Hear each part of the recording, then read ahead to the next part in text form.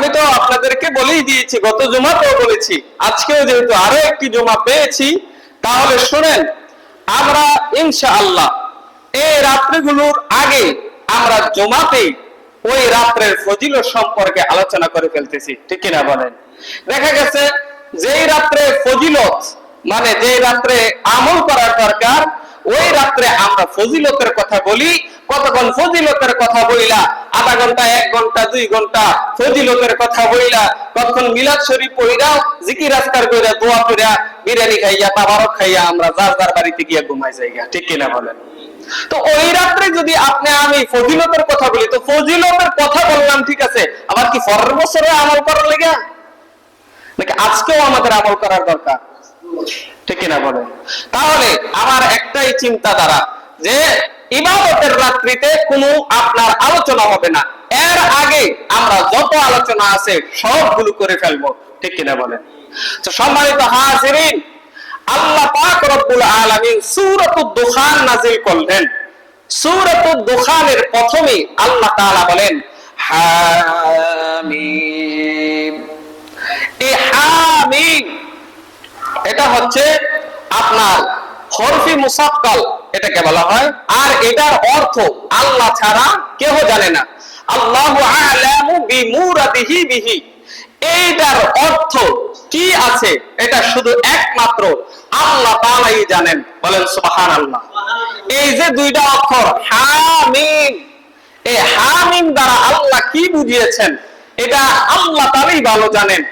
কোন কোন মুফাসসিরে কেরাম বলেছেন এই হামিম দ্বারা আমার নবীজিকে বোঝানো হয়েছে। বলেন সুবহানাল্লাহ। তারপরে আল্লাহর হাবিব সাল্লাল্লাহু আলাইহি ওয়াসাল্লাম তো আমাদেরকে জানাই দিলেন যে এইভাবে আল্লাহ তাআলা কোরআনে এরপরে সূরা দুখানের 2 নাম্বার আয়াতে বলেন ওয়াল কিতাবিল মুবিন, শপথ সুস্পষ্ট কিতাবের।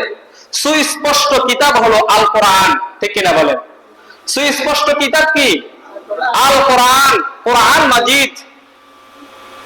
কোরআন মাজিদ হলো সুস্পষ্ট কিতাব। এতে কি কোনো ভুল আছে? বলেন, এতে কোনো ভুল আছে? এটাতে কোনো রকমের ভুল নাই। লা শাক্কা ফীহি, ভুলের কোনো সন্দেহ নাই। বলেন সুবহানাল্লাহ। এটা যালিকাল কিতাব লা রাইবা ফী, এটা এমন একটা কিতাব যেই কিতাবের মধ্যে কোন রকমের ভুল নাই। আর এই কিতাবের অনুসরণ যারা করবে, এই কোরআন যারা মানবে, তারাই হেদায়েত প্রাপ্ত হয়ে যাবে। বলেন সুবহানাল্লাহ। আল্লাহ তাআলা এবার কি বলেন শুনেন।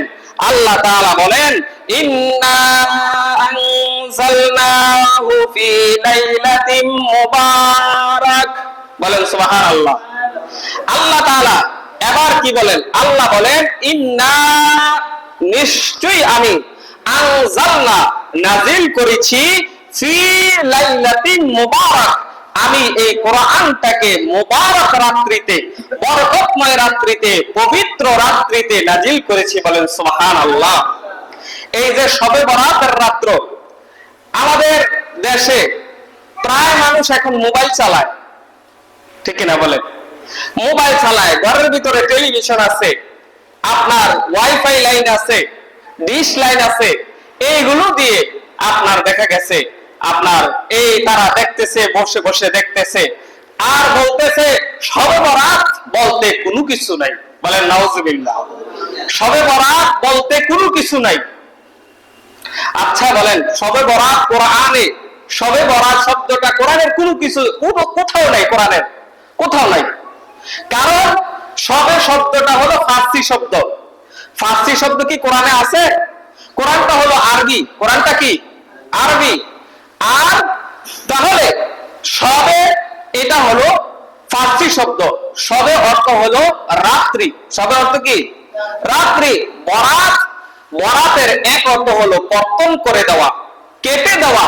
আরেক অর্থ হলো ভাগ্য রজনী, অর্থাৎ ভাগ্য রজনীর রাত্র। বলেন সুবহানাল্লাহ। শবে বরাত কর্তন কি কর্তন করবে?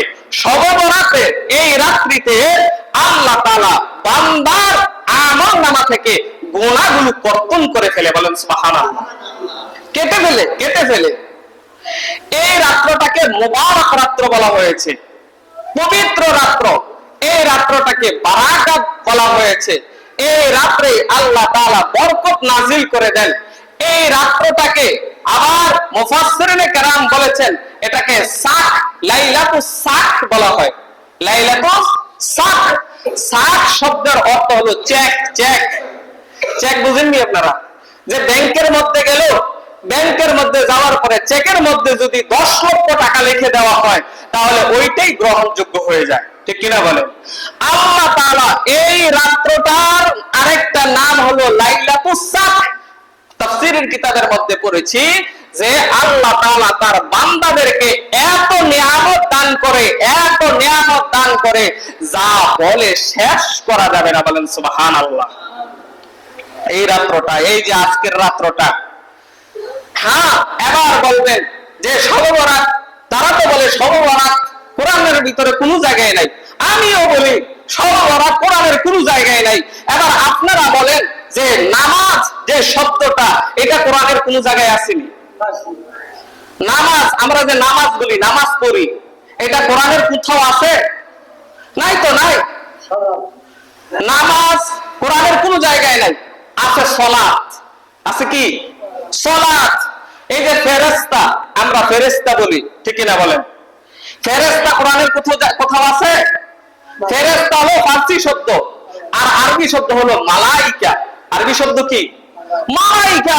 আমাদের দেশ গ্রামের মানুষ তো এই গানে বের যাইতেছে শবে বরাত বলতে কিছু নাই, শবে বরাত বলতে কিছু। আরে আমিও কই শবে বরাত বলতে নিয়ে কিছু নাই। আরবি ভাষায়, ফার্সি ভাষা হলো শবে বরাত, ফার্সি ভাষা শবে বরাত। আর আরবি ভাষা হলো নিসফু শাবান। আরবি ভাষা কি? নিসফু শাবান, অর্থাৎ শাবান মাসের অর্ধ রজনী।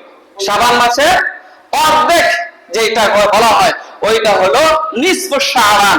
আর আল্লাহ তাআলা এই কথাই বলছেন, ইন্না আনজালনাহু ফি লাইলাতিন মুবারাক। আমি আল্লাহ এই কোরআনটাকে মুবারক রাত্রিতে নাযিল করেছি। বলেন সুবহানাল্লাহ।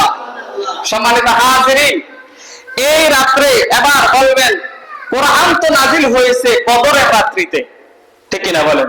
হ্যাঁ আমিও বলি কদরের রাত্রিতে নাযিল হয়েছে। মুফাসসিরিনে কেরাম বলে কোরআন কদরের রাত্রিতে নাযিল হয়েছে।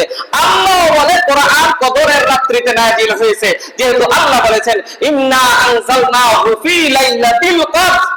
আল্লাহ তাআলা কদরের রাত্রিতে কোরআন নাযিল হয়েছে। হ্যাঁ এবার অধিকাংশ তাফসীরকারগণ বলেছেন যে কদরের রাত্রিতে আল্লাহ কোরআন নাযিল করেছেন।